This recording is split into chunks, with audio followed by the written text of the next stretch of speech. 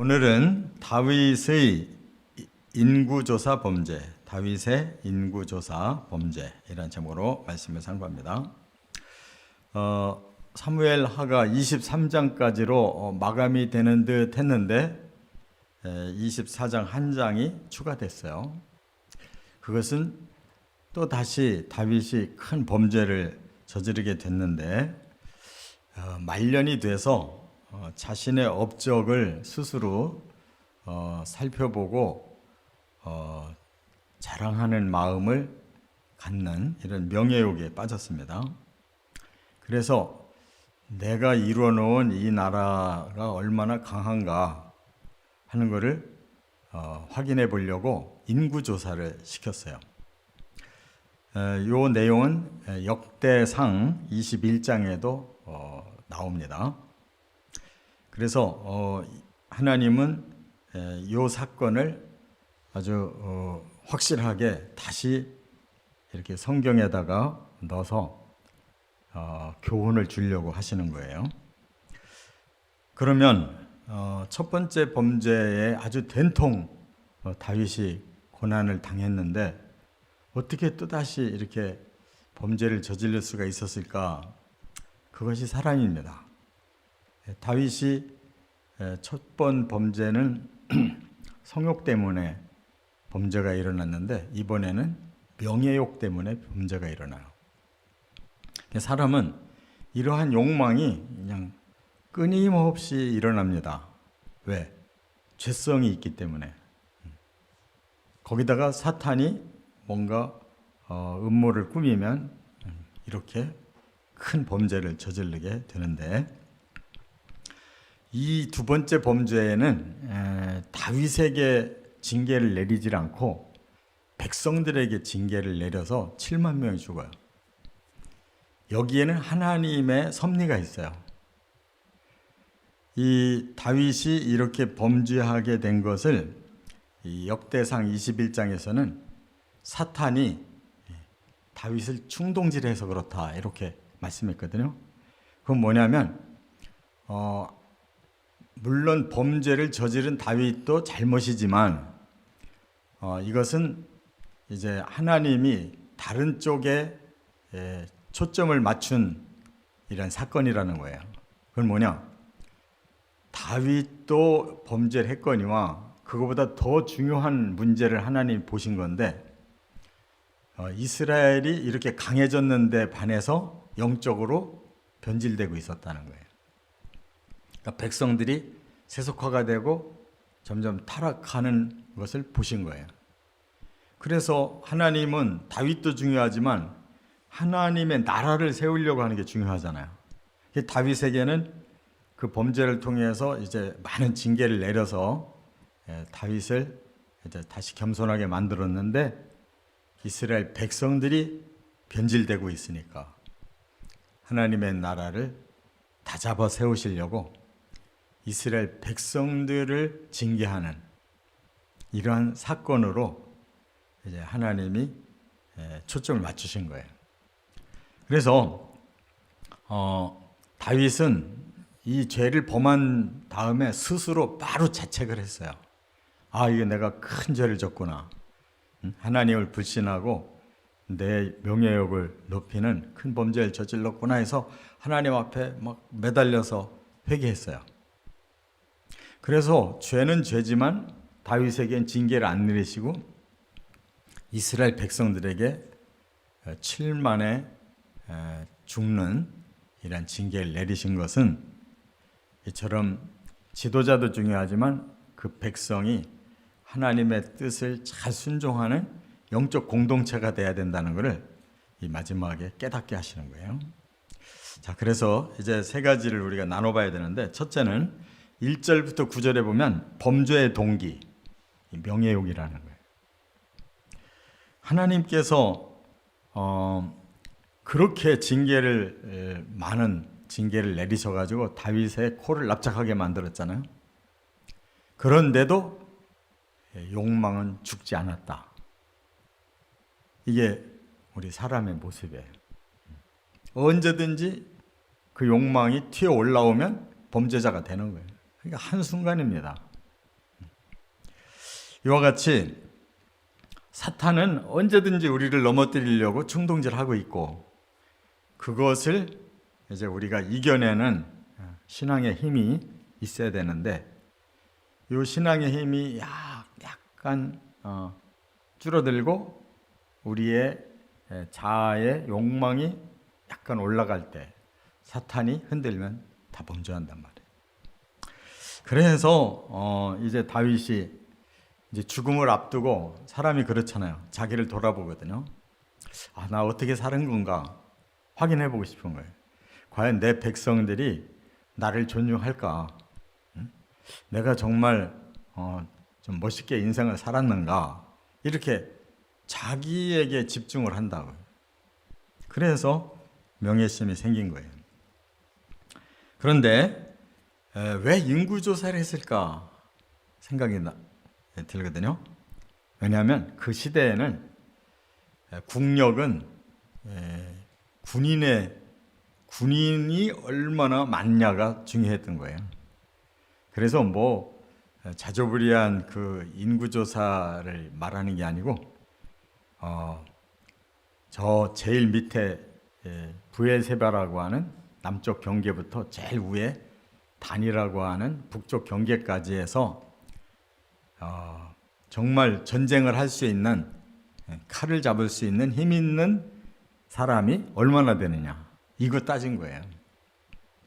그래서 결과적으로 10여 개월 동안 조사를 했는데, 이스라엘 사람 80만 명, 유다 사람 50만 명이 집계가 됐다는 거예요. 그러니까 130만 명이 전쟁이 나면 나갈 수 있는 군인인 거예요. 우리나라도 60만 명 했잖아요. 근데 그것도 지금은 채우기 힘든 인구가 줄어들었는데, 그처럼 다윗 시대, 지금부터 3000년 전에 130만 명의 군인이 있다는 것은 대단한 국력인 거거든요. 그러니까 다윗이 그런 걸 확인하고 자랑하고 싶었던 거죠. 그래서 최측근인 요압 장군이 그렇게 말려도 그냥 무조건 밀어붙인 거예요. 이게 사탄이 역사해서 말려들은 겁니다. 이와 같이 우리 사람들에게는 항상 위험한 요 바로미터가 움직이고 있어요. 그래서 죄 짓는 건 순간입니다. 항상 욕망은 다 있으니까. 극노인이 됐다고 해서 욕망 없는 게 아니에요. 몸에 힘만 없지 마음은 여전히 욕망 덩어리인 거예요, 사람은. 두 번째, 10절부터 15절에 보면 범죄의 결과는 무서운 재앙이었다 하는 것입니다.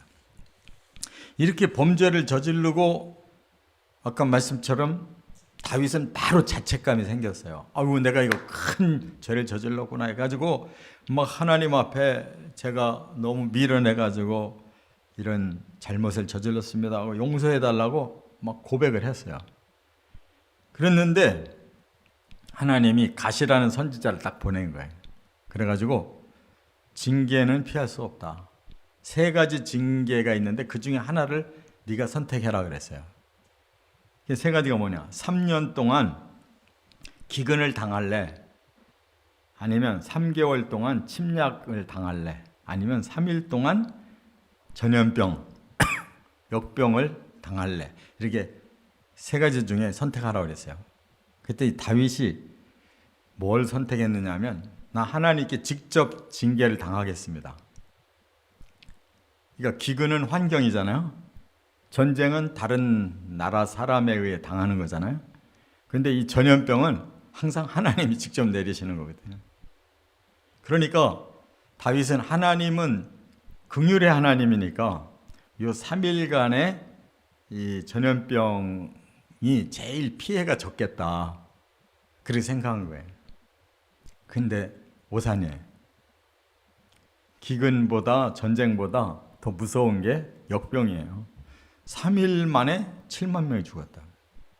그것도 전부 백성들이 죽은 거예요. 다윗은 아무 해가 없었어요. 이게 2가지를 깨달을 수가 있는 거예요.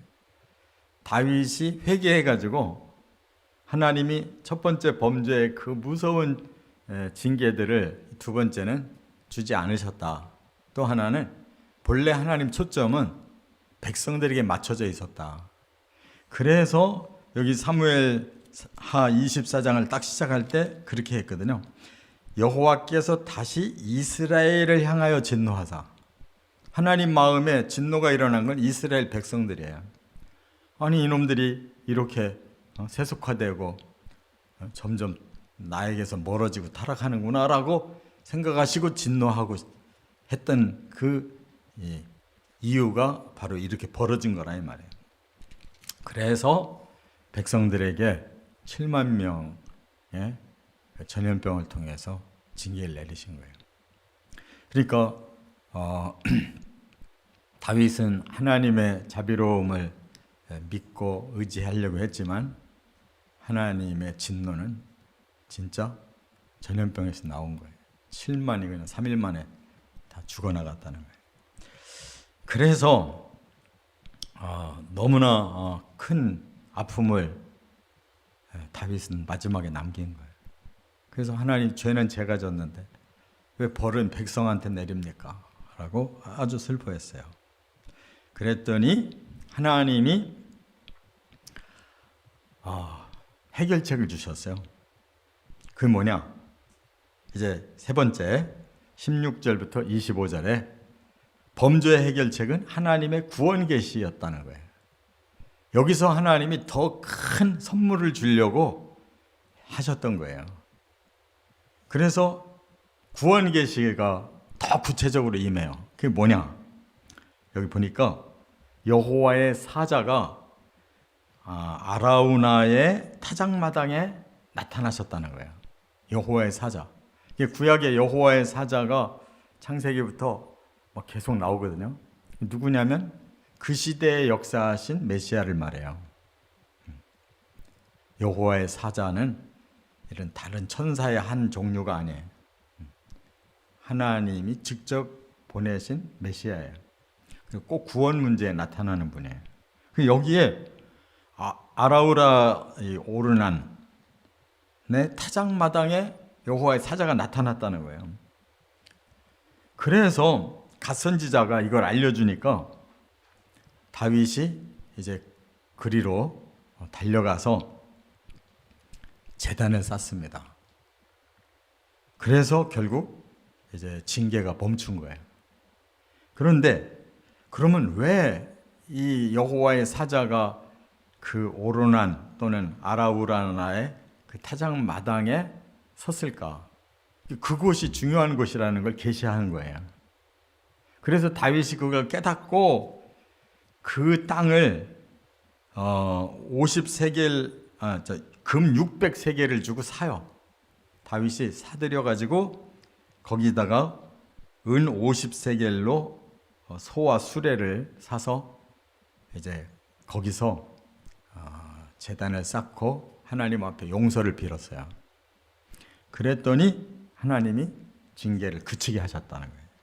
자, 그러면 요 오르난의 타작 마당이 어째서 그렇게 죄를 용서하고 구원하는 이러한 계시가 됐느냐?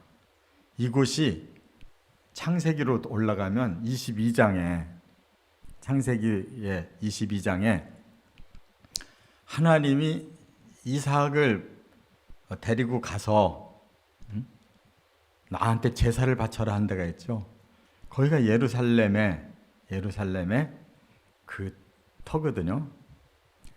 바로 거기가 여기고, 아시겠어요? 그 아브라함 때는 그 시대의 그 이름으로 얘기를 하셨고, 지금 이 시대는 이 시대의 이름으로 오르난의 타작마당이라고 얘기를 하셨고, 그리고 그 후에 솔로몬에게 그 자리에다가 성전을 짓게 하셨고, 그리고 예수님 때에 그 성전터 옆에 그 외곽 지역에 갈보리 언덕에다가 십자가에 매달려 죽으심으로 그 제단의 희생 제물을 삼으심으로 인류의 범죄가 끝장나도록 하신 거예요. 믿습니까? 이게 하나님의 비밀 계획이고 정확하신 하나님이. 그래서 아브라함을 믿음의 선조로 택하시고 그 아들 이삭을 잡아 죽이는 것을 시험히 하잖아요. 그리고 중시조 다윗의 범죄 앞에 바로 그것을 계시함으로써 이제 후에 메시아가 바로 그곳에서 희생 제사를 드리는 희생 제물이 되시는 거예요. 그래서 인류의 범죄를 풀어주시는 거란 말이에요. 성경은 이렇게 치밀한 거지 대충 써놓은 게 아닙니다. 우리가 치밀하게 연구를 안 해서 멍하게 있는 거지, 알면 알아갈수록 기가 막힌 하나님의 진리가 막 무진장하게 쏟아져 있어요. 알고 나면 하나님 앞에 엎드리지 않을 수가 없고 말씀을 들어가지 않을 수가 없는 거예요. 저와 여러분이 여기에서 축복을 받은 거예요. 할렐루야. 범죄의 해결 방법, 구원의 계시가 바로 이거예요. 예수 그리스도의 십자가. 이처럼 우리의 삶에 우리는 욕망 덩어리예요. 예수님의 십자가를 믿고 죄를 회개해서 용서를 받을 뿐만 아니라 우리도 그 십자가를 지고 예수의 뒤를 따라가야 죄를 소멸시켜 가는 거예요. 그래야 천국으로 들어가는 거예요. 이 은혜를 깨닫고 살아가시기를 주의 이름으로 축원합니다.